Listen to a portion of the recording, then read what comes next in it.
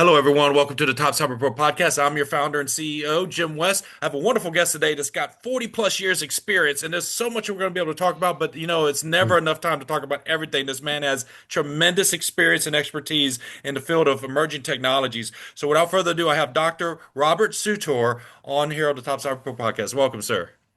Thank you. Pleasure to be with you today.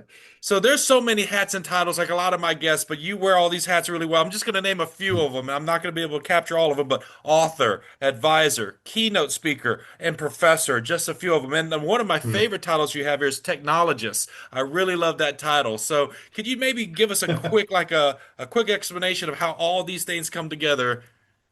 I thought you were going to go with cat lover, which I added toward the end there, which is really probably after my family the most important one. Yes. Part of it, I mean, you mentioned my career, and if you're lucky enough to hang around long enough, you you have a long list of things you did. Mhm.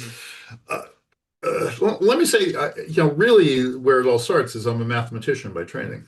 I love it. Right? And one of the things of that, like other things, I presume, is that it's not your job, it's who you are, right? Yes. Yeah. And you express that in different things you do throughout your life in different ways. And sometimes it's very explicitly mathematics, and other times it's just your vision of the world, the way you fit things together and you synthesize. Math is very much about saying, oh, I've got a problem here. I'm going to translate it over someplace else and look at it very differently. And then I'm going to bring it back, right? And so now, with all the discussions of these latest technologies like quantum and AI and, of course, cybersecurity and things like that, you're constantly doing that, saying, what is the best domain in which to express the problem, understand the problem, and what does that mean over there? What are the implications? So yeah, through my life, I've just had a business side, I've had a research side, but fundamentally, yeah, I'm a math guy. Love Whether it. technologist, I'm a math guy. One of my closest friends, Dr. Calmes, who from Tulane University, Mm. he paraphrased, I think, a very common quote that math is just another way of communicating or speaking, and I love that idea because when we send signals out into Hmm. deep space, it's usually mathematically. I think the message is mathematical because the assumption is higher intelligence beings would be able to understand math. It would be a universal language. So I love that, and we don't have nearly enough mathematicians in the world. In fact, the Mm. big problems in the world in our future will require lots of brilliant mathematicians to solve, particularly in cryptography, but more on that in a second. So, one of the things I want to really get into really early right now is you wrote a book Mhm. in 2024 called Dancing with Qubits, because everybody's starting to talk about quantum now, and you've been talking about this for 10 plus years, right? You've been on this Mhm. subject for quite some time. So, let's talk a little bit about the why of Dancing with Qubits. What is the why behind making this book? So that is from 2024. That's the second edition. First edition came out in 2019. And even though, as I said, I'm a math guy, inside IBM, I led the mathematical sciences department. But as huge corporations often do, we reorganized, and I found me and several of my people inside the quantum computing group, what's now called IBM Quantum. So I kind of needed to learn quantum. I had Yeah. to. And so there were some books out there and there are web resources, but a lot of them seem to presume that you had 3 years of graduate physics, which I didn't. And I didn't on purpose, just to be Okay. clear. But as I learned more and more about it, math was at the base of it. And yeah, you can use physics to motivate it.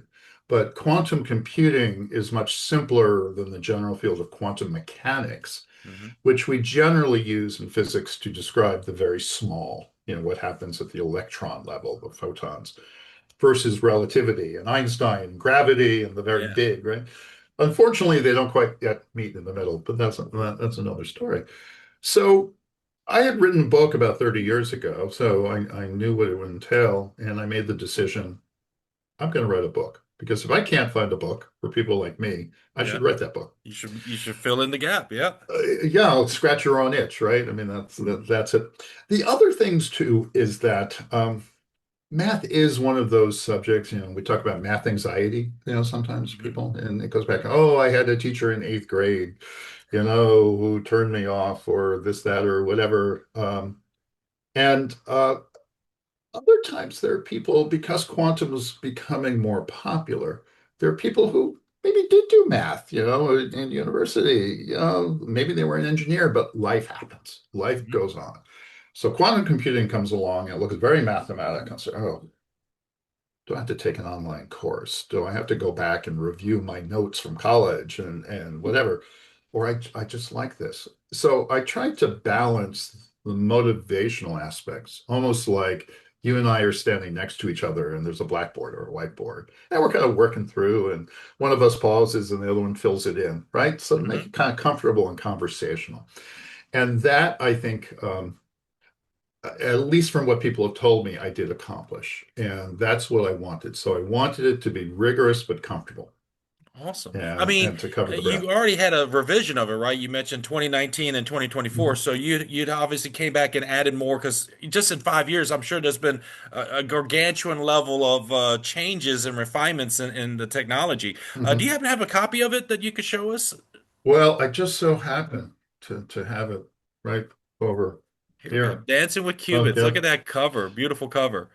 And let me, if I describe like what the heck is dancing with qubits, Yeah. let me just motivate that a little bit. So first of all, qubit or quantum bit.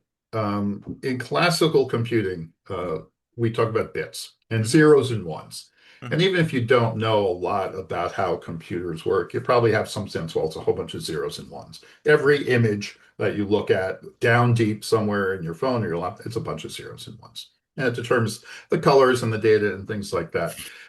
And that's great. Obviously, we've come a long way. We have supercomputers and things Yeah. like this. But you know what? The universe isn't necessarily binary, Yeah. right? Or sometimes it's a misnomer. It's not a digital computer, the universe, nature.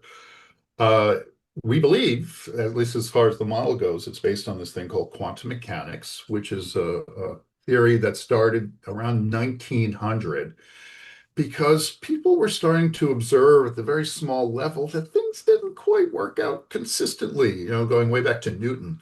Hmm. Just as a little bit later, Einstein, with relativity, right, started observing that things were not, again, Newton, quite the way they should be. There was odd behavior. So there was this huge revolution in physics at the beginning part of the 20th century. And so quantum mechanics came in, and that's the model.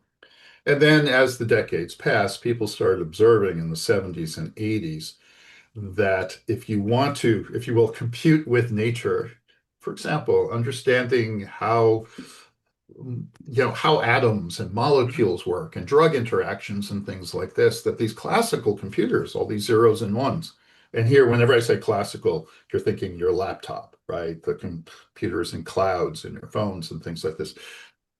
They just didn't really do the job. They somehow, to represent the information and manipulate it, it just took way too much of everything. It wasn't natural. So Richard Feynman famously said, if you're going to compute nature, uh, if you're going to compute with things of nature, you better have a quantum computer because that's what nature seems to Yeah. be. Uh, Harnessing the power of the atom, like nuclear technology and all these advancements since we've started focusing on the power of the atom, has brought a lot of advancements. Like a lot of folks don't associate lasers with quantum, but it's very much they are related used to. lasers are used in it. Photons, Hmm. right? Photons are fundamentally quantum. If you wear polarized Hmm. sunglasses, congratulations, you're doing something that's quantum. Yeah. Yeah, I won't explain why, but you are. Right? It's this understanding that kind of nature is quantum. It's the biggest computer in the universe. Why don't we start using the biggest or trying to build a computer that operates like nature itself? And so that's really kicked off. And there were a lot of ideas going back to the 60s and the 70s and so forth. Now we're starting to see the small computers, the small quantum computers, but there's a long way to go. Yeah. Now, of course, when they get really big, is there anything we should be worried about? Well, there's this little cybersecurity thing that sometimes people are concerned with. You might want to talk about that Yeah. at some point. Well, one of the things I wanted to touch about, when computers were like the vacuum tube sizes of multiple rooms, and of course Hmm. we did all the advances to make them smaller. The transistors got introduced, and now we have like a chip with like millions and millions of little transistors on a very small. We've shrunk it down, and we you know was able to access great speeds, right? We have Shor's algorithm and so forth, and we have all of these measures to by which to measure the speed and the capacity of the compute.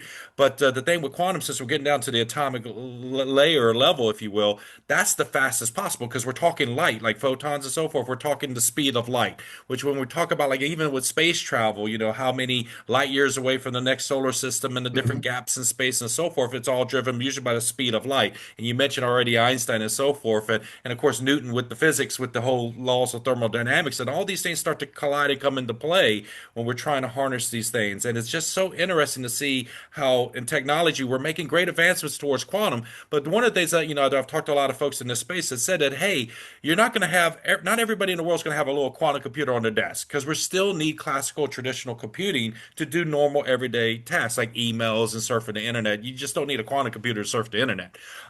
So it's really interesting how people are trying to right set Hmm. people's expectations of this emerging technology. Yes, it will be disruptive. Yes, it's going to be hopefully bringing us like big data science problems, like solving new materials and creating new like pharmaceutical medicines and so forth. So yes, we're going to get these things in our near future, Hmm. but a lot of folks need to also understand we're not just going to have like quantum laptops on every desk immediately. It's probably not going to be represented like that. And so, what are Right. your thoughts and how you see the future in the let's say 5+ years happening?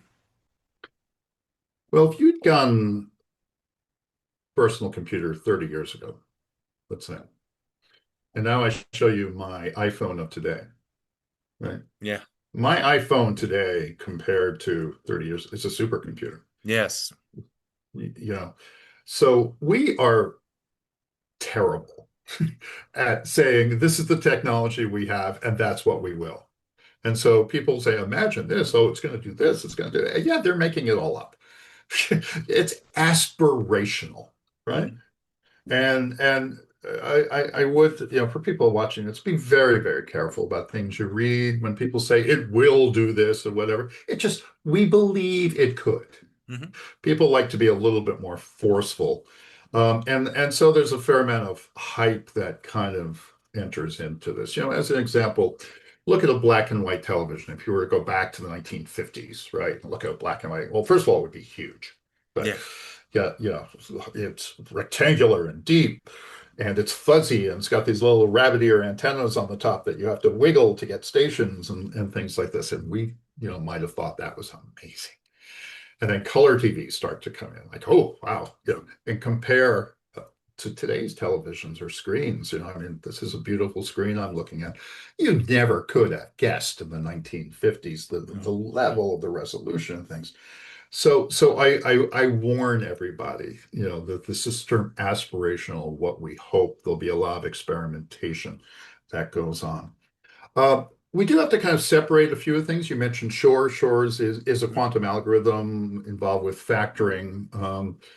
We're beginning to understand the limits of classical computing Yep. better, and we're understanding which types of problems, yeah, in theory, you can do if you can wait 3 million years.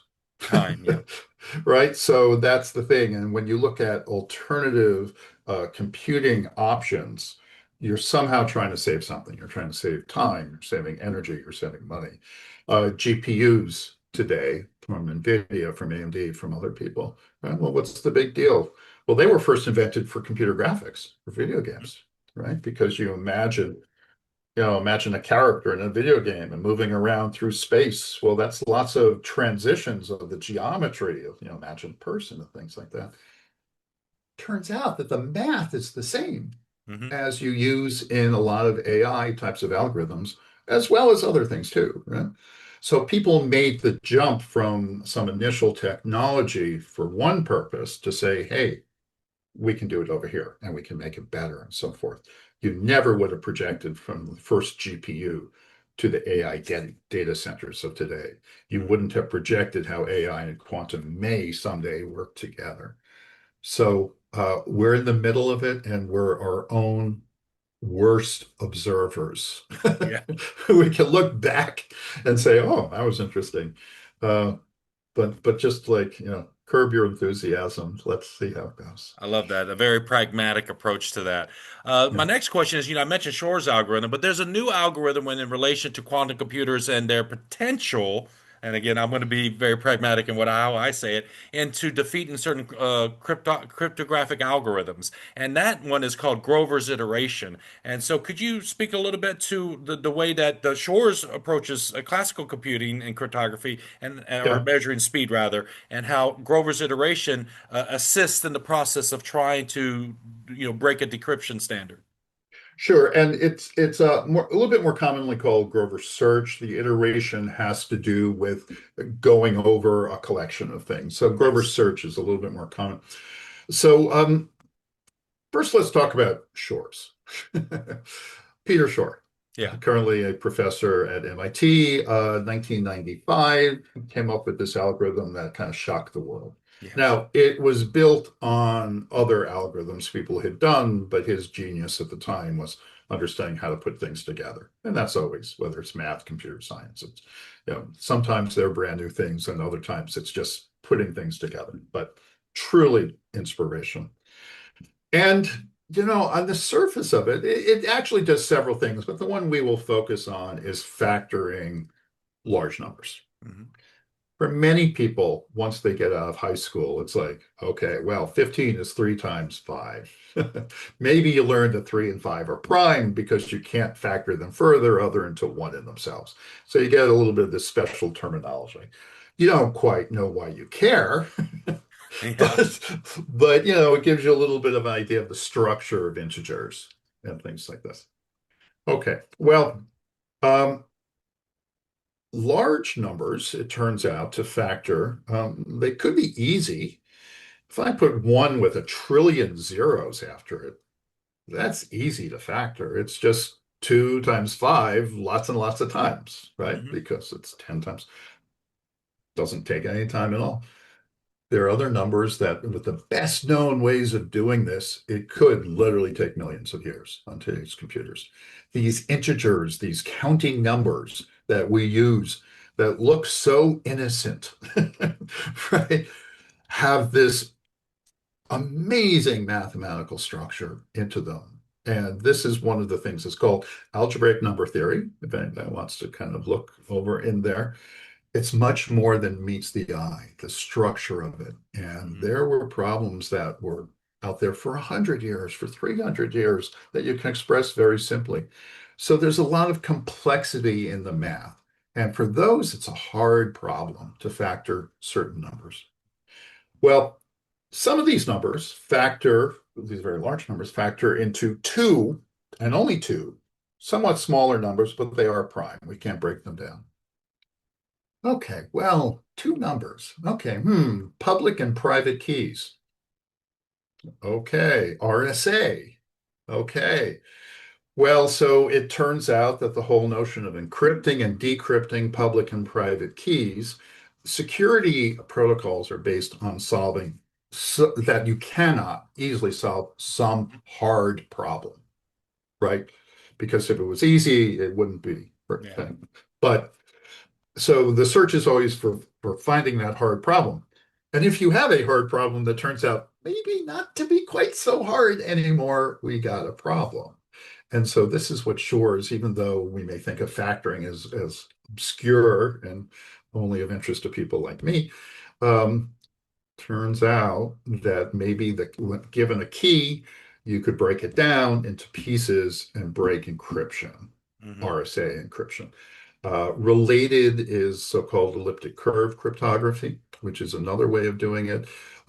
It's kind of that pops out of an intermediate part of Shaw's algorithm, but nevertheless. So there are these two algorithms that are in quite common use that in theory, once we get a quantum computer that's big enough that can use Shor's algorithm, maybe we got a problem. Are Yeah. they big enough today? Not in the slightest. Yeah. Every week somebody says, "Oh, I just reduced the number of qubits you need by 1,000." The next week, well, maybe they didn't. That's the thing about science, the peer review part, right? It's the peer review. It's getting in the history books, and some of these things are reasonable because the stuff actually is complicated, and there are lots of things you can do. But this is the exposure that people talk about, and why when people are talking about cybersecurity and RSA and decrypted cryptography, quantum computers come in, Hmm. and it's the potential threat. Now, if I'm a security company, what do they sell? They sell fear. They sell the fear that somehow your data is going to be stolen, and if you Hmm. don't hire them today, you're in trouble. So on one hand, you've got a lot of companies out there who want to sell you so-called post-quantum cryptographic standards. These were developed by NIST, the U.S. National Institute of Standards and Technology. There's several of them. We believe quantum computers cannot break them. We believe. Believe. We do not know, but we're pretty sure. I Okay. usually tell people it's the difference between fire resistant and fire proof. Proof. Because we don't have a quantum quote super, what I'll say is a supercomputer yet, we don't Right. have that measure to prove whether or not it can withstand, right? And so and that's what science is about, testing and testing rigorously till And it's been proven as fact. So again, PQC in at best we could say is quantum resistant. It has not been tested yet. in fact, well before they were standardized, one of the candidates was broken on a laptop over a weekend. Hmm. So, so it's rigorous testing. And of course, with security, if you implement it wrong, you got a problem. Yes. So, all right. Well, I encourage absolutely people should be moving to better crypto standards. That goes without saying. You want to have the best thing you have. But is there the urgency? If I tell you we're not going to have quantum computers for 3, 5, 10, 15 years, right, that do this, people, it's very hard to change out your encryption, decryption methods that you're doing. So, for example, when you look at what people should do, the first thing is inventory. What do you Yes. got? From whom? What vendors implement this? Oh, you just acquired a company? What are they using? Oh, you have this partner. You have this supply chain vendor that somehow reaches in on your systems. What is their security and things like this? One broken part, Yep. right, can bring the whole thing down. Yep. So it's not a question of, well, quantum computers can break it next week because they can't, but it will take quite a while. It will take years, Hmm. really, to implement the new standards that should quantum computers get big enough. Now, there's an added benefit, too. Let's talk about. So the first one is they're actually better standards than RSA and elliptic Yes. curve. So they're better. The second thing is it's a forcing function for what we call crypto agility. This notion of, I'm going to hard code one type of way of doing cryptography for the rest of civilization. It's just not true, right? Because things happen. Hmm. We get smarter, people discover how to break it and things like this. So you need a much more flexible way of managing your entire cryptographic infrastructure. And this is this notion of crypto agility, Hmm. of understanding where everything is, what it uses, and being able to substitute in new protocols when they come along and not having it take 10 years. Not being caught flat-footed. Yeah, and it might not, it might take more than overnight, but it's going to take a while. So we recommend these two things. Move to post-quantum cryptographic standards. Yes, no question. Start yesterday. In the process, get your act together here because we're not done. There are going to be new so-called PQC, post-quantum cryptographic standards, that come along that you're going to want to implement as time goes by. Should one of these we discover a problem with, you got to implement another one. Hmm. So this is the relationship. You do not need a quantum computer to implement these new protocols. Just to be clear, sometimes Yeah. people are a little confused about that. Quantum is merely the potential threat, and you can almost abstract it away to say, if there's a strong possibility of a potential threat, should you do things today to avoid problems with Mhm. it later? And most people say, yeah, I think so. Well, when you Okay, buy a quantum. house, you have homeowners insurance in case of, right? In case of That's right. anything that could possibly negatively happen to your home, right? And most Hmm. people will be in the home for 10, 20, 30 years or the rest of their lives. So you do that with the intent of what's going to be in the future, right?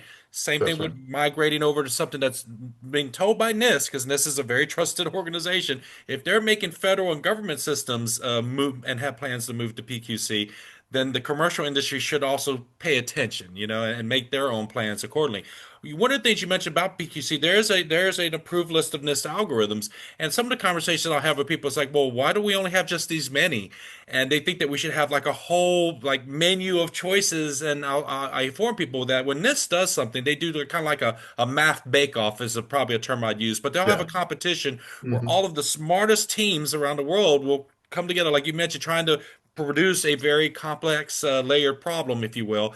The issue is that fundamentally, like with algebraic or linear algebraic equations, like one a plus b equals c, it can't be that simple, right? It has to be something that has multiple rounds and it goes through all of this formula, right? The algorithm itself. What I explain to people is that these teams, even though like the top three or two mathematicians will have their name on it, there's Hmm. probably another 100 plus people working on their team to help them run the test, the stress testing, and all of the regression testing, if you will, on these algorithms. Like it wasn't Steve Jobs that made the iPhone. It was probably 1,000 plus people that were involved in the Sure. development and creation of the iPhone.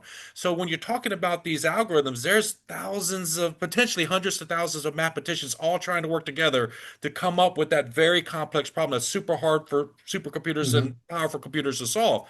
But then we run up against things like Newton's second law of thermodynamics, right? Where how much compute do you need to like the brute force concept, right? How much Hmm. compute and then time. And so the key thing in all of this when I talk to people, there's a word that people should read about when they're starting to go down the cryptography rabbit hole. And I love this word. It's called entropy. The entropy is a loose way to translate it is randomness, right? Because Hmm. you're counting on a math problem, which fundamentally one plus one is supposed to equal two, right? Very simplistically, I'm going to explain it that way. But in a math problem that usually is supposed to produce consistent results, meaning a key pair, for example, you need it to be consistent, but at the same time, you needed to have the appearance of randomness, meaning such a large pair key space that it would take Hmm. hundreds to thousands of years or multiple years for a computer to sort out, right? So that is such a tightrope of an act from a mathematical standpoint. And again, I'm not a mathematician. So with Hmm. what I just said, what can you augment to that for anyone watching right now that's like, well, why is it so hard to come up with new algorithms? Because I don't think that people truly understand the gigantic task and order it is to come up with a new algorithm. So could you maybe shine a light on that? So and limiting ourselves to these algorithms as they relate to security versus algorithms in general. Um, as I said before, it's all based on that there is some problem that is so hard that it protects, right? And how do you know the problem is truly hard, right? Hard enough. There are problems that maybe you can't solve exactly in general, but you can't solve them in a certain space, a size of the problem. So there were many, many different proposals put forward by these things, and then one by one, people found fault in them, right? That, to put it simply, they weren't as hard as they thought. Yeah. Right. And so they have to get more clever. However, the failures say, will lead you to the next stage. Okay, well, that didn't work, but I got an idea by working with this, right? So yeah, indeed, it was an international collection of academics and corporate people, researchers, industrial researchers working on this. And even then, as I said, right toward the end, one got cracked. So you Hmm. are putting the best minds of the world on these things. And we don't need a lot of standards that do the same thing right now, right? But you need to expect over time these will be replaced with Hmm. better and better. So it's not the breadth, it's the time depth that we are very interested in. As we learn more about quantum computers and types of, and who knows, other types of computing, right? There's biological computing. There are all sorts of DNA-based computing. We're pretty clever species when it Yes. comes to computation, right? And what seems like a hard problem at the time when RSA was invented, yeah, it was a hard problem. Yeah, now it's not quite so hard, or potentially it's not quite so hard. Today it really is still hard, but Mhm. maybe it won't be so hard in the future. So, you obviously are invited to speak at stages around the globe, and so with quantum computing and other emerging technologies that you advise on and that you are in discussions Mhm. with, what are some of the prevailing topics you're seeing here recently in regards to emerging technology, whether it's AI or quantum? Because I know you're definitely plugged into so many circles and of discussions and so forth in the Mhm. industry. So there are several. Let's start with AI and quantum, just the pair. Um, People see AI, they're often amazed at what the different chat LLMs and things can do. Sometimes they're too amazed, right? If you're an expert and you ask it to do something, you can spot where it's wrong. Hmm. Your everyday person might not know that it's wrong. So there's a Hmm. tremendous amount of reliance on just what's spit out. And if you are an expert, you read, especially, I gotta say, on LinkedIn, there is so much what we politely call AI slop. Yeah. It's just how many icons can emoji can you put in this? You ask the little question at the end for comments, right? You skip lines between every single sentence. I mean, you can see it a mile away, and they're just egregious mistakes in these things. Hmm. And I'm not sure even why people post them. So that is fundamentally the problem, which is, in terms of AI, the people believing stuff that's only at most 80 or 90% true, right? Hmm. You get higher. So there's that problem. And what you then see with quantum is saying, oh, quantum is going to be so amazing for AI because we guess it should be because quantum is amazing and therefore so it should be amazing, Yeah. without They actually immediately knowing. think it's the peanut butter and jelly sandwich of emerging technologies. And oh, I get another AI LinkedIn post out of this by saying this. Well, the fact of the matter is, in today's quantum computers, guess what? You can't actually use much data, Hmm. right? You cannot physically take this data, lots of images, lots of words, you cannot get them into a quantum computer today Hmm. just because they kind of run out of steam. They're only useful for a certain amount of time. Yeah. Yet you see articles continuing, oh, we're generating petabytes of data every day. Thank goodness we No. have quantum computers. Stop reading. Yeah. They don't know what they're talking about. And so, with AI, you start saying, well, okay, so you got quantum AI problem and you can't use much data. Why do I need quantum? Can I just do that? Um, so there's a lot of hype related to the two of them, and there's also a little bit, AI is getting such a huge and ridiculous amount of investment. A lot of people would like some of that, please. Hmm. They're getting a Yeah. bunch, but much less, right? And so they'd like a piece of that. So be very wary of the quantum for AI in the long run. Yeah, we think the quantum model, the computation model, is so fundamentally different from what we do now. Machine learning is about finding patterns and doing Hmm. something good with them, really. Yeah. So if I give you a completely different model, maybe you'll find other patterns better. Hmm. I Hence usually quantum. talk to a lot of people about like the most useful use cases I think that we'll see first is like the state use case. Like, when there's a state, Mm, when you're trying to do things like for key distribution purposes and using it mm, for those type of cryptographic or hashing purposes, it would be more aligned to those things. But again, I caution people that we're still going to have traditional computers. And if anything, yeah. certain routines, depending on the platform and the software we're leveraging for it, it will be sent to a quantum platform or computer, but the majority of what we'll do day to day, our Mm, operations won't largely change. Again, given what industry you're in, and if you're doing like R&D and big data science stuff, that I think will benefit first from it. But I think there's still much more use cases to be developed. But I agree with you. There's so many quantum AI experts on LinkedIn right now, and there's so much with the slush that you have to look through their posts. But I think mhm, what'll happen is just like with anything, the saying is old as time: trust but verify. Yeah, if you wanted to have it help you write your post, but still as a professional, you should still read through what's being generated just to ensure, because that's your name and your reputation that you're putting on every post that you do. run it through another LLM.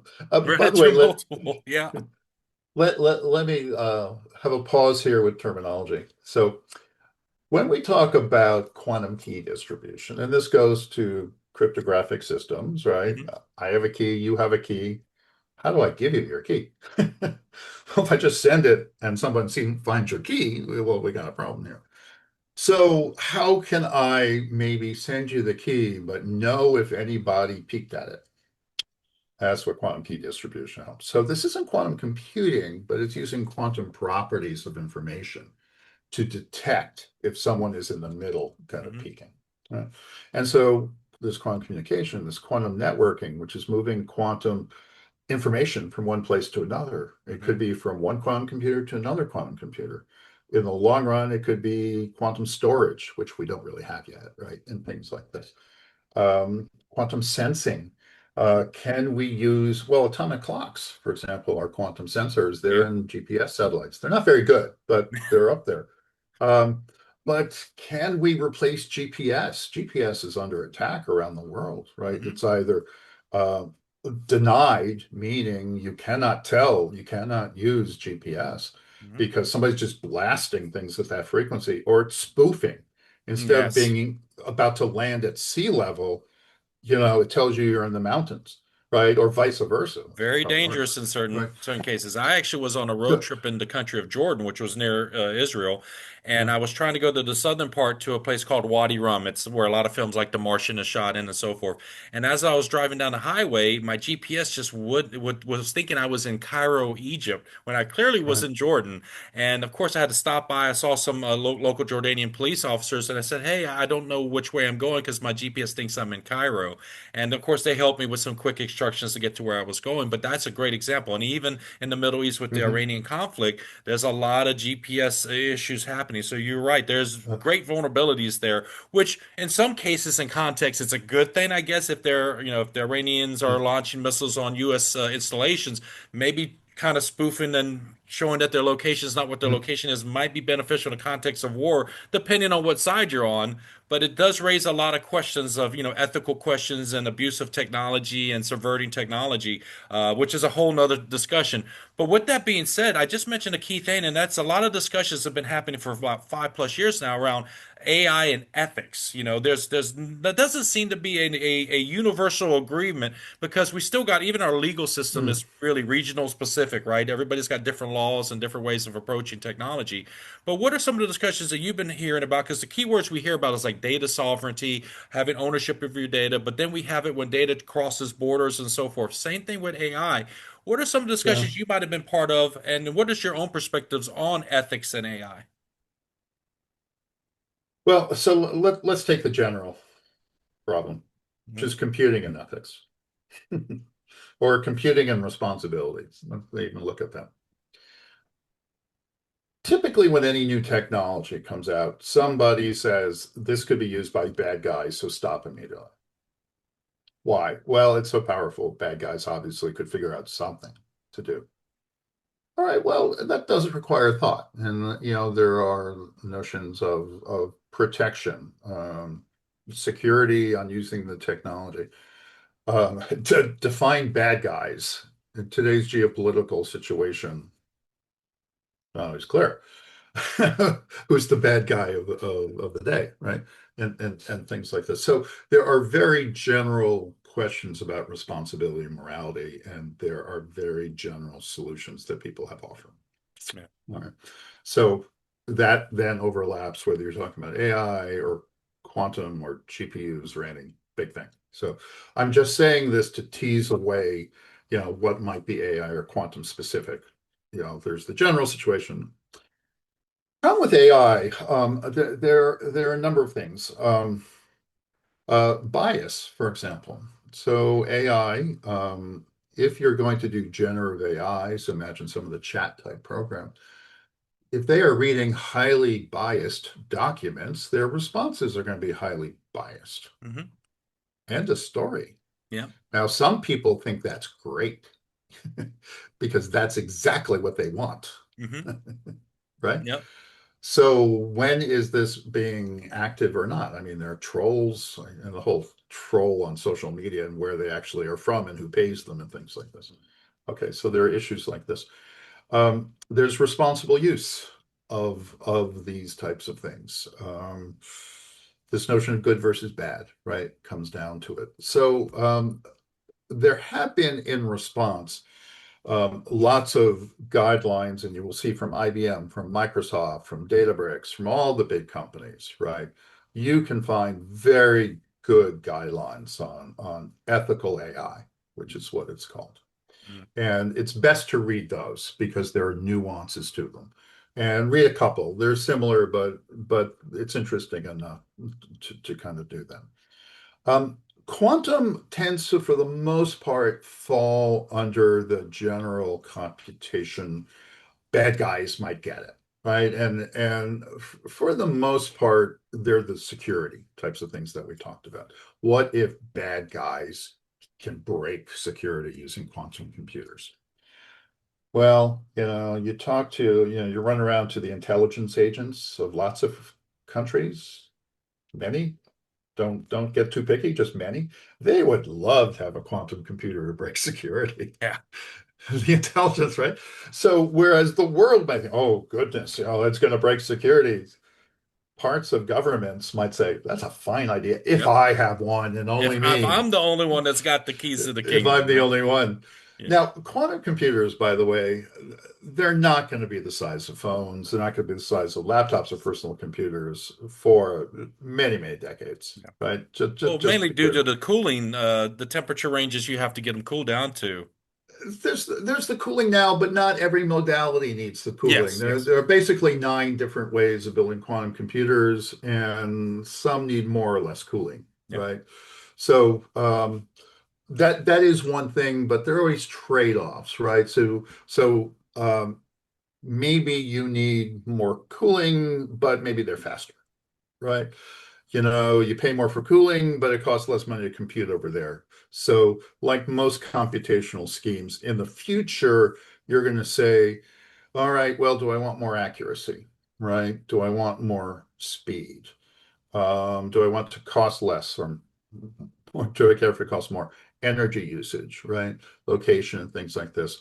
So there won't be one answer that says always do this. There will not be one winner in quantum. There's going to be There'll be different. multiple. Yes. Yeah, that there will be, and they'll have their own characteristics. And if I'm willing to wait till next week for my answer, some chemistry types of things, yeah.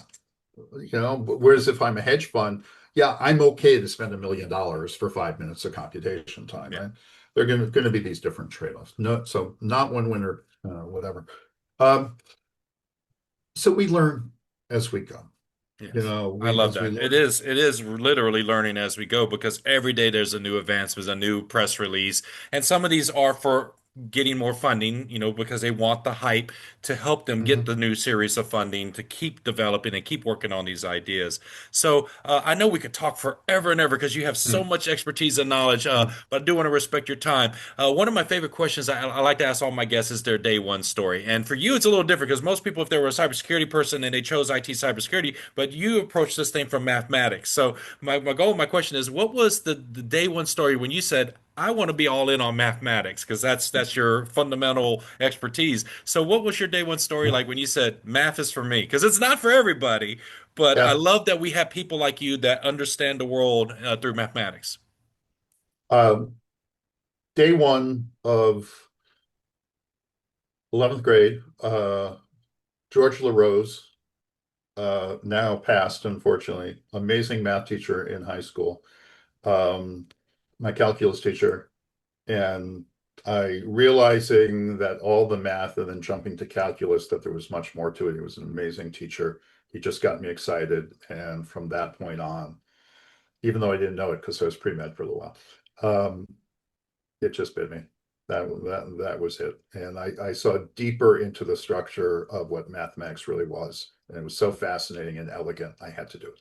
Teachers simply don't get enough credit for the tremendous work they do by inspiring someone and creating that new light bulb in the brain that sets you on a whole career path. And, thank goodness that teacher and you collided in life so that you can be on the path that you are now. So my Mhm. next question is more like the Oscar acceptance speech. You're not going to have enough time and not be able to think about all of Yeah. the people. But the goal of the question is, throughout your long career, there's had to been colleagues, coworkers, directors, managers, bosses, or just other professionals in the industry that you admired, looked up to, that had a positive, tremendous impact on you and your career.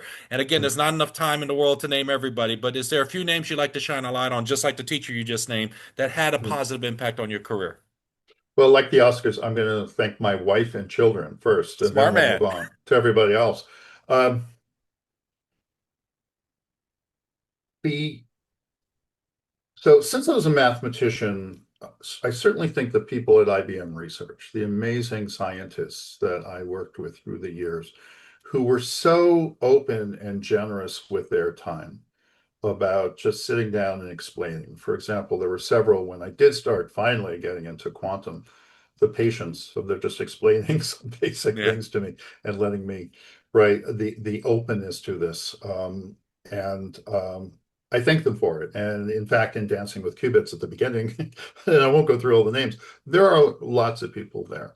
And it was the intelligence of the people when I was more on the business side of IBM, um, intellectual property attorneys who are among some of the smartest people in the world Hmm. because you've got the nuances of understanding the technology, but also the laws and things like this, Yeah.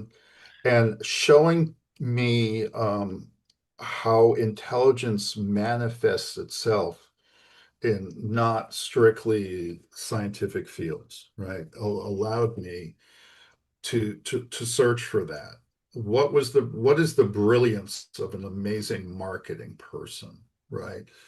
And things like this. So you can start with math. I have my own views of this, but what makes them truly good? And it's not the number of LinkedIn followers and things like this. Is there's the essence of their intelligence and their cleverness and their innovation.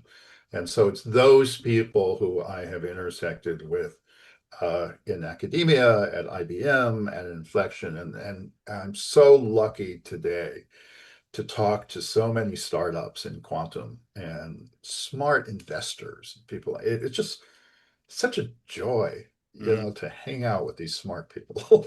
Yeah. It's just fun. Yeah. So this is a moment of levity in the podcast where I like to take a break from all the Yeah. tech talk, And and you so I'm warned gonna. me.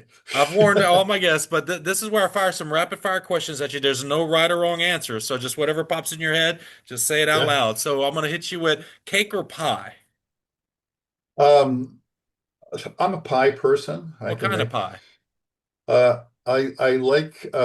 I like fruit pies. Fruit pies? What You know, kind? What apple kind of pie pie. in particular? If you had to pick one Apple, fruit for your pie, I'll pick an apple pie, but I will tell you, in all my decades, I have never found the perfect pie crust haven't for found the making. perfect And pie crust. everyone has one, and they all don't work for me. So it's a Okay, major failing of my life to find. I have not found the perfect pie he crust. is still in search of I'm the still in perfect pie. search. I've tried the vodka. I've tried but so I keep looking. The quest never ends. Is a That's right. hot dog a sandwich? No. It's not a Yeah. sandwich, according to Dr. Sutton. The oh goodness, my brain just drew a blank. Uh, this one splits every room of IT professionals, so I apologize in advance. Okay. Star Wars or Star Trek? Definitely Star Wars, Star Wars. Which set of the and trilogies are you the biggest fan of? um, absolutely not the first. Okay. That is chronologically the first. Yes, Absolutely chronologically. The not the Phantom first. Menace series. Got Yeah, it. I'll always go back to the middle ones, and I do want to give a shout out to Star Wars: The Old Republic, the video game, which is Mhm. excellent. I've gone back into World of Warcraft recently, but Star Wars, the two of them, for my money, are the best that I are out believe I there. read And something recently. They're revamping the graphics. They're going to re-release Knights of the Old Republic. So I did read that recently. I hope it's true. they're So incrementally, yeah, and even they're kind of incrementally doing parts of it. parts of it. They did it, Good. and no, I like the exploration side of it. You Got it. know, exploring new worlds. Star Trek is a little too hokey, frankly, for Yeah. me. Okay. And my final question, what has been your most favorite book of all time that you've read, and what was the last book you've read? All right, so Crossing to Safety by Wallace Stegner. Okay. It's a book that starts out with two academic couples at the University of Wisconsin-Madison when they're young, striving for tenure. and it shows how the couples diverge through the years in different roles. And then geographically, where they end up being, one of the couples is more wealthy. They have a place in Vermont that they bring in many people. And it's all the personalities. And I've read it perhaps 4 times. I think maybe I've read it enough now, but it was so stirring because me thinking about being an academic, going through graduate school, what do I do with this? Do I become a professor? Do I stick with IBM? All the choices that people make tied in. And when I mentor people, particularly people who are researchers, and they want to know what their career should be, I say, your personal life comes first. Yeah, you know, your significant other, your children, your parents, where you want to live, that comes first. Model everything else comes after. And that book just kind of, got to the point of the hard decisions and showed how their lives progressed. It's an amazing Wow. book. Great. And what was the last book you've read? So I've been reading a lot of Lawrence Block, who is he's a writer of largely uh, many of them are detective Okay. stories. So I've been reading the Matthew Scudder books, and there are a bunch of them. He is a former New York City cop with with an on again, off again drinking problem. But he has several other series. One of them is about a hitman, Hmm. you know, and it's just like such a completely different life. And I don't read mystery and detectives in general. I like to go back to the true classics. Hmm. Long ago, I like science fiction. I read a lot. I decided, for example, to read the Hugo winners. I said I Hmm. could spend forever just picking up a book and reading it. Start with the best. Read the really good ones. Don't read the pulp mills, the people who've written 175 mystery novels. Hmm. Read the best. Go for the literature. And Lawrence Block is like that. And they're great, great stories. And lucky enough, there are multiple novels. So it can keep you going for months. Well, if you definitely give me the links to those books as well as your book as well, folks, I'm going to save you all the Google searching. It'll be right there in the description below. You just pause this video and check out all those books, Mm. including Dancing with Cubits. Um, a lot of us, Bob, are super busy in our day jobs. With you advising and doing all the different things that you do in industry, we do carve out time for things that are near and dear to our heart, like causes, like volunteer charities and nonprofit organizations that are doing positive work in the world. Mhm. And they don't always have to be technology related. Like for me, I donate every year to St. Jude's Cancer Research Hospital, Children's Cancer Research Hospital, and Wounded Warrior and other charities in that vein. So, is there any organizations that you'd like to shine a light on the positive, great work that they're doing in the world? Uh, so my wife is very much involved with the local food pantry, and I help out occasionally. But I would say in general, in this time, Yes. and it's sad that it should be the case given the billions of dollars we spend foolishly elsewhere.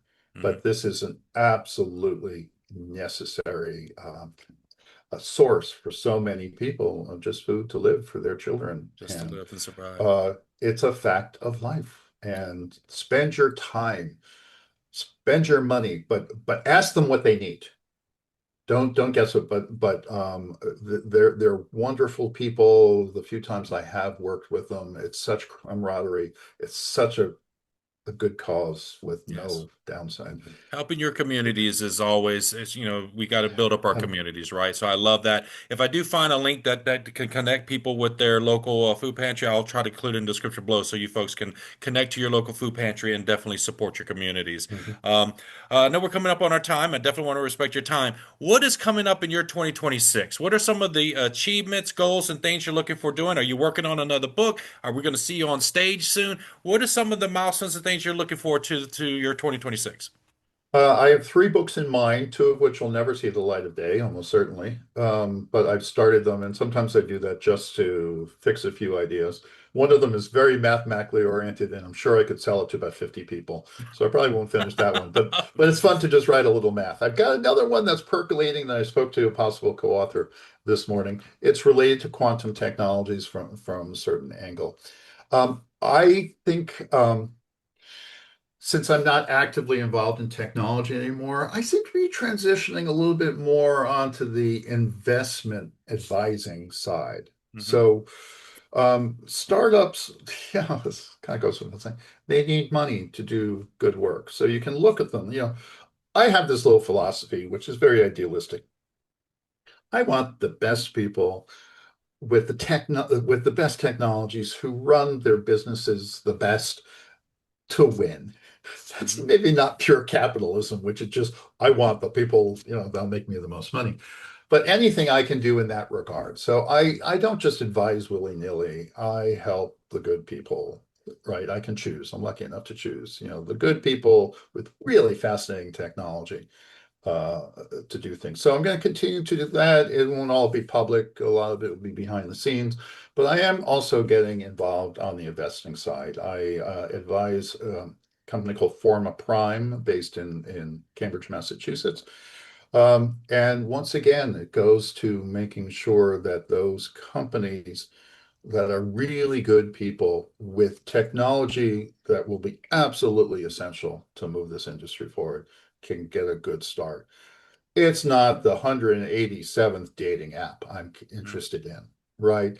It's how do you really be very focused and look at the gaps in the industry and try to fill those. Everything I do, I feel with respect to quantum is I want to see this stuff in my lifetime. I Yeah, want to accelerate it, as best I can. And so that seems to be my philosophy of late, of helping speed things up any way I can. I love that. Well, this is a question that wasn't on the agenda, and all my guests get Okay. this one, so it's going to be a little bit of surprise, but I know you'll Well, do fine. tricky. All my guests, I give them the final word. You could talk about your favorite place you like to travel, your favorite cuisine, your favorite color of the rainbow, whatever. It doesn't have to be quantum or tech related, but whatever you'd like to talk about, the final word is yours. Upstate New York. I live in upstate New York, way in the northwest corner. Yeah, we get snow, but I like that. Upstate, a lot of people think of New York, they think of New York City, which of course is amazing. Once you get, and there's a whole debate about what is upstate. So let's say once you get 30, 50 miles above there, but upstate New York has the Catskill Mountains, has the Adirondack Mountains. They're completely different types of mountains. There are over 3,500 different lakes and streams and ponds. We have two Great Lakes that border this state. On the technology side, going from east to west, you've got Albany and the Nanotechnology Center. You've got the Air Force Research Lab. Micron is building. Rochester is huge in the photonics industry. You've got Buffalo, which is coming up. You've got Corning. It's an amazing, amazing place to live because of the beauty, the quality of life, the cost of living. And so if you've never been there and you have a chance, visit because I live here and I've lived here forever. I was born closer to New York City, but it's just one of these places that's like, yeah, this is a great place to live. I want to stay here forever. There you go. Well said, and thank you so much for being on the Top Cyber Pro podcast. Everyone, Dr. Robert Sutor, thank you so much for your time. My pleasure. Nice to talk to you.